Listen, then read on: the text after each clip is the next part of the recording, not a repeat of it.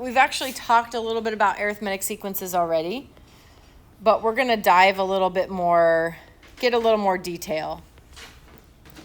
So this is day 1 of 9.2. Today we're just talking about arithmetic sequences, but on Monday we're going to talk about arithmetic partial sums. So pretty much what we just did on that last homework problem where you guys were asking about how do you find a partial sum. We're going to find partial sums of arithmetic series.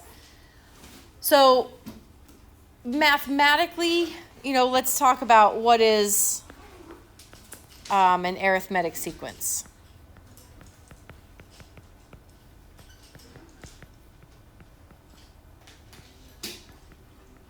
So let's give ourselves like a mathematical definition of what an arithmetic sequence is.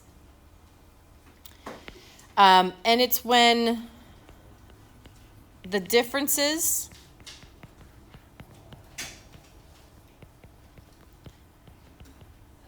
between consecutive terms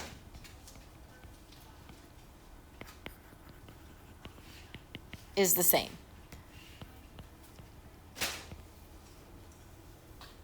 That difference is called a common difference.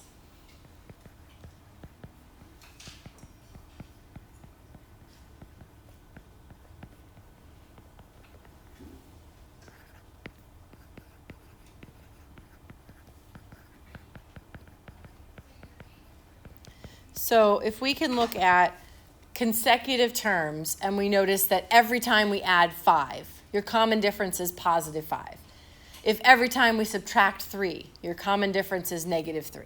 So it's just talking about what do you do to one term to get the next term. And if that is the same and it's always either done by adding or subtracting, then you know you have an arithmetic sequence.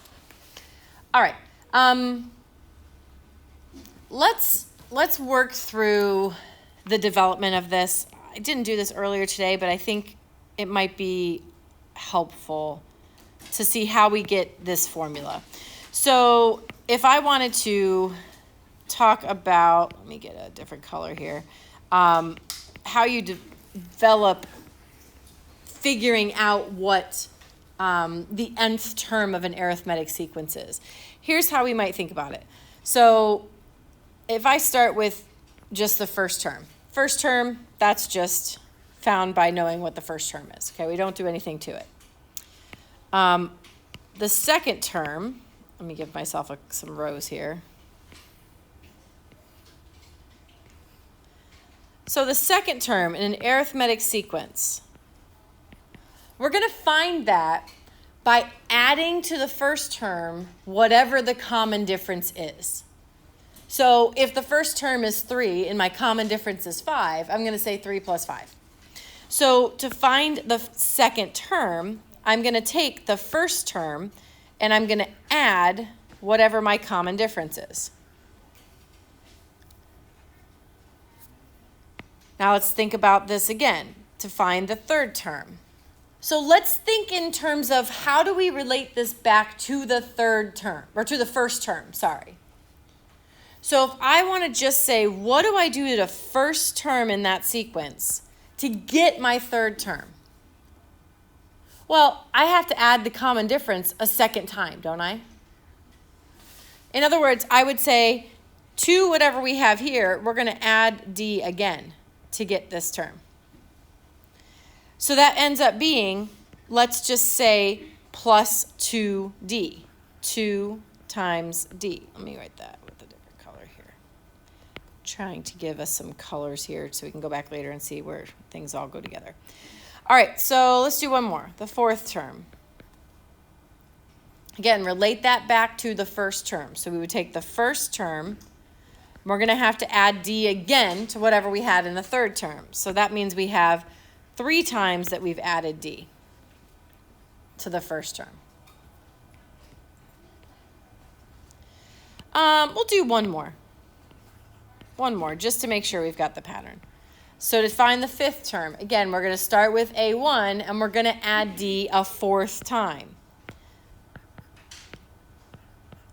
So let's try to generalize this. So let's say we move on, and we're trying to get down to the nth term. What does the nth term look like?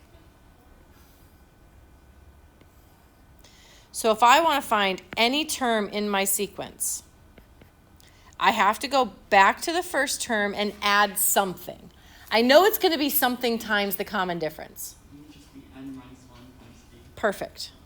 Yep. It's n minus 1 times our common difference. In other words, if you look at your table, this 4, the number of times I added d, was 1 less than the term I'm finding. 3, the number of times I added d, 1 less than the term I'm finding. So whatever n is, if we subtract 1 from that, we're going to be able to find this number.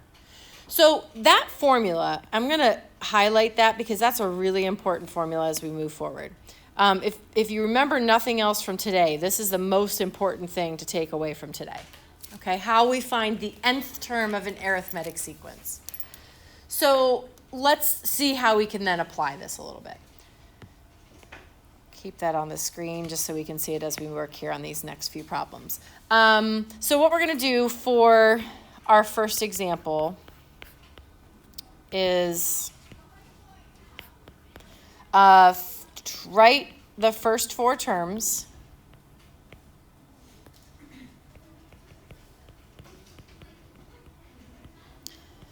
That's our first task. And then our second task is to write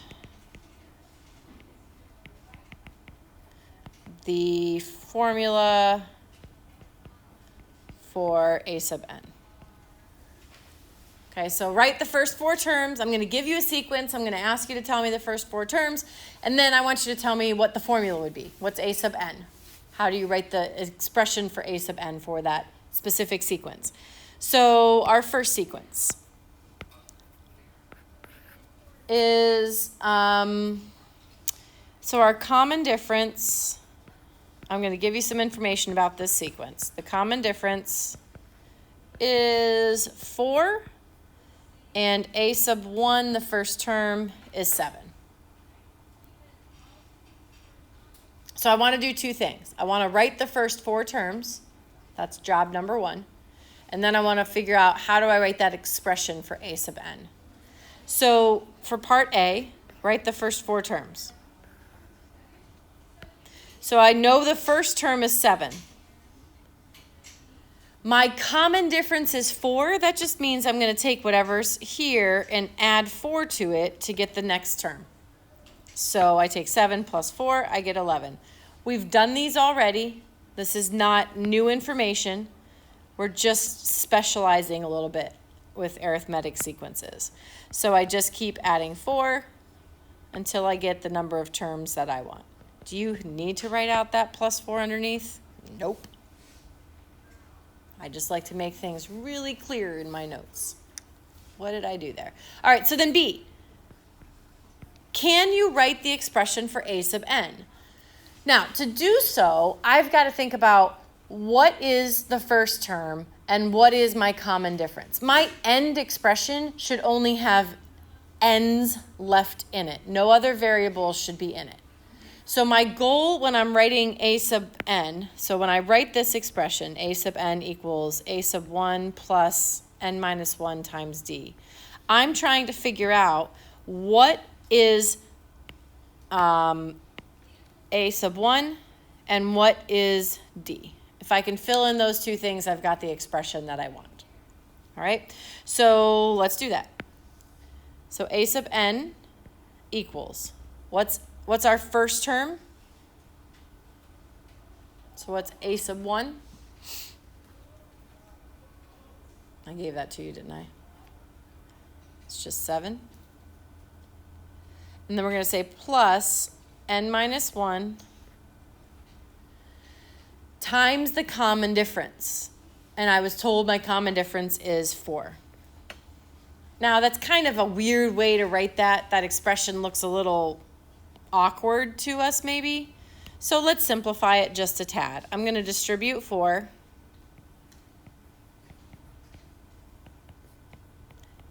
And then just combine like terms. Okay, so a sub n would be, so you could either write 4n first or you could write whatever 7 minus 4 is first. I don't care. It does not matter to me. I'm going to go ahead and write 3 plus 4n, but you could have written 4n plus 3. Either one's fine. But that's the expression for a sub n.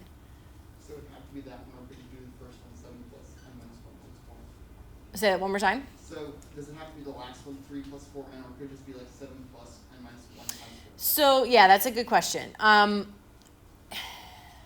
trying to look at how we have it formatted on here. I think it's formatted more like what I have boxed up. Okay. So if you can simplify it, which you should be able to simplify it. Now I think in the Go formatives, the answers might have n first, so it might say 4n plus 3 instead of 3 plus 4n. So if you're trying to format it so you get that green light, it would probably need to look like the last thing I wrote there. A sub n equals 4n plus 3. So we do want to simplify when we can. All right, let's try another one like this. So I'm going to give you some information about this sequence, and we're going to write the first 5 terms, or four terms, and then generate that a sub n term. So this time we have the first 2 terms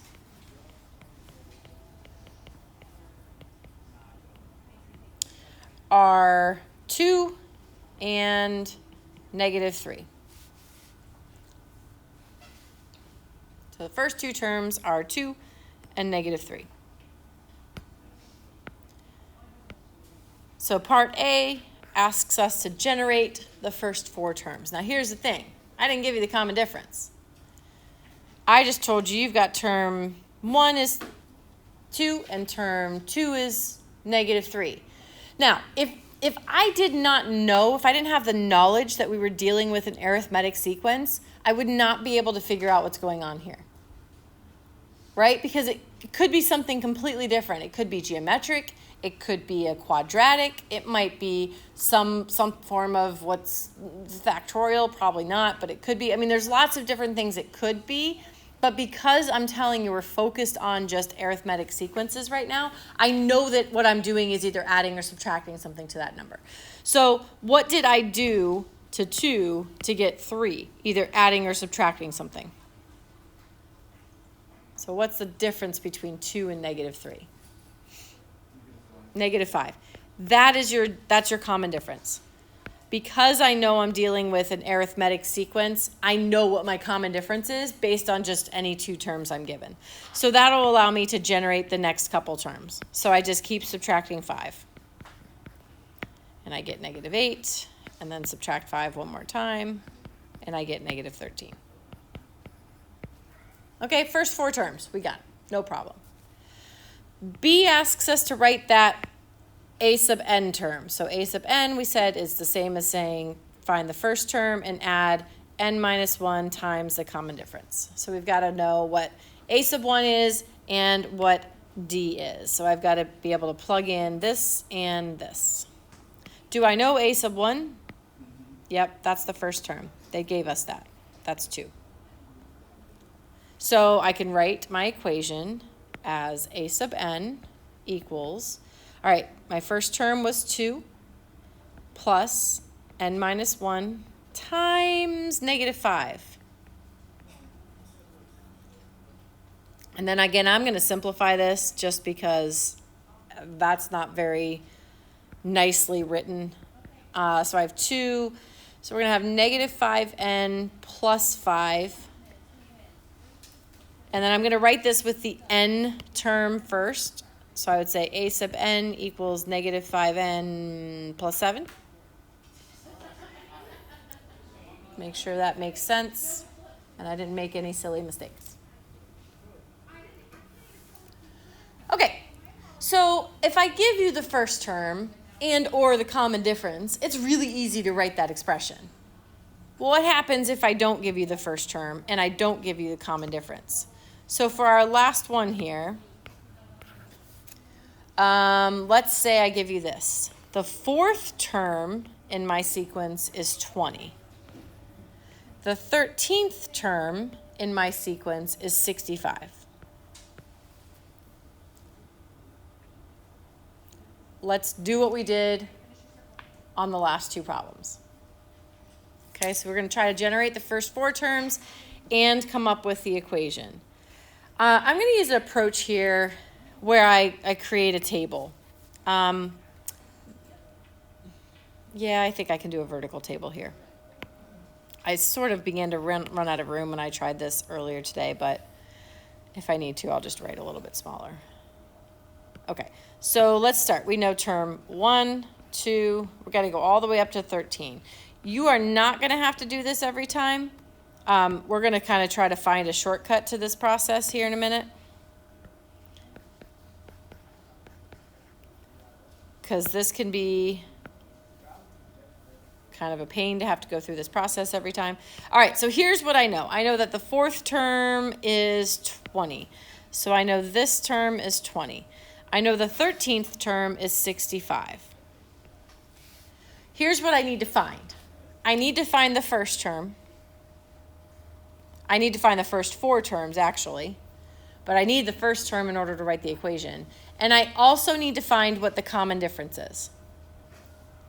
Okay, so I've got to figure out what the common difference is.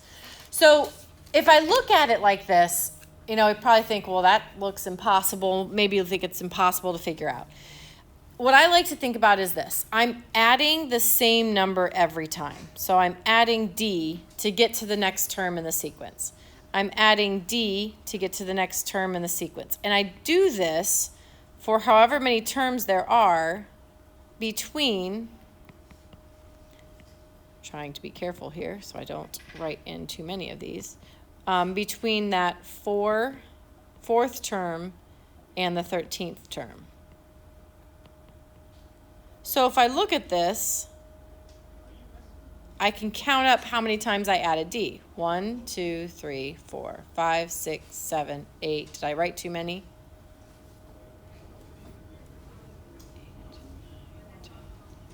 Nope, that's good.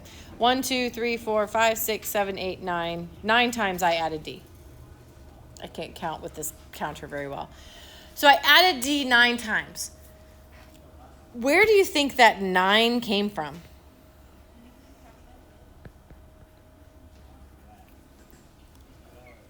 Where do you think that 9 came from? Why is it 9 and not 10?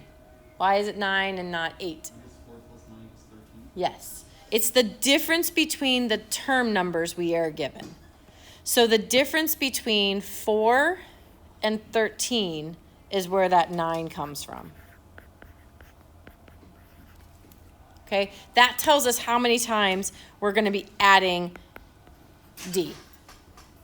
So now at least I know how many times I need to add D in between the 2 terms. Now let's try to figure out some more information here. So using that information, let's maybe try to figure out what the common difference is. So here's what I know. I know that if I start with term 4, I'm at 20 for an output. And if I add 9D to that, I get 65 as an output. Starting at 20, adding 9D to that, I get 65 as an output. Well, that has it's an equation with one variable. I should be able to solve for D.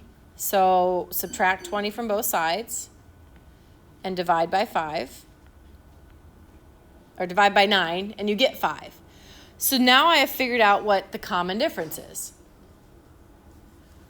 There's lots of ways you can go about finding the first term here. I mean, we're given term 4. It's not that far from term 1. And I'm also asking you to find the first 4 terms. So maybe we just go backwards. And instead of adding 5 each time, I'm going to subtract 5. So to get term 3, let me subtract 5. That's going to give me an output of 15. To get term 2, I'm going to subtract 5. That's going to give me an output of 10. To get term 1, I'm going to subtract 5. That'll give me an output of 5. So I'm working backwards here from where I was. Instead of adding the common difference, because that's what happens when you move forward, I'm going to subtract the common difference. And I do that just a few times. I've got my first 4 terms, which I can write now. So for the first part of my question, I asked to write the first 4 terms of the sequence, so 5, 10, 15, 20. That's the first 4 terms. And then now we have enough information to write that equation. we know what the first term is, and we know what the common difference is. So we can write it as a sub n equals the first term, which we found is 5, plus n minus 1 times the common difference, which is 5. And then distribute and simplify. So let me distribute that. I get a sub n equals 5 plus 5n minus 5. That 5n minus 5, 5 minus 5 will simplify to just be a sub n equals 5n. Okay, so any term I can find in that sequence by just multiplying that term by 5. Now you might have been able to tell that maybe by just looking at those two values you were given in the table, but we want to make sure we're doing something that's arithmetic. So again, the most important thing to take away from today is that formula that we talked about, that a sub n equals n minus a1 plus n minus 1 times d. Okay, do you guys have any questions?